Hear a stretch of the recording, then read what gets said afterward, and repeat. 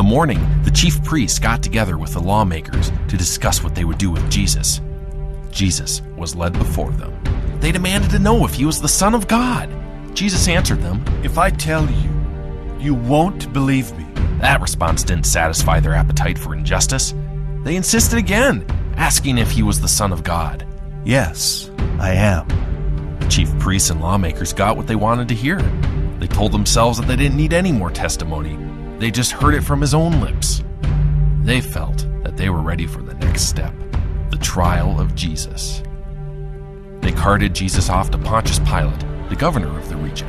When they arrived, they immediately began accusing Jesus, saying that they had found him guilty of opposing paying taxes to Caesar, inciting a rebellion among the masses, undermining the nation, claiming to be the Son of God.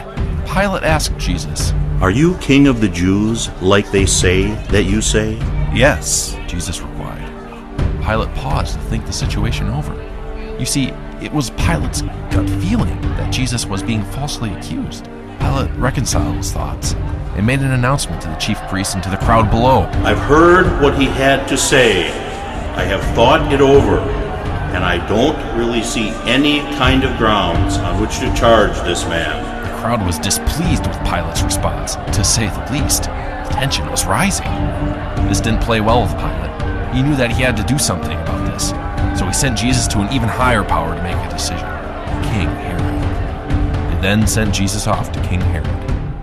King Herod was pleased to finally see Jesus. For a while now, he had been hearing about the magic and mysticism surrounding Jesus' miracles. Right off the bat, Herod began interrogating Jesus, throwing question after question at him. Jesus gave no replies to Herod's questions. This irritated Herod, so he ordered his soldiers to ridicule and to mock Jesus. They sarcastically dressed Jesus up in a nice robe and sent him right back to Pilate for him to figure out what to do with Jesus. When Jesus arrived back to Pontius Pilate, the crowd assembled back together, and Pilate made a declaration to all present.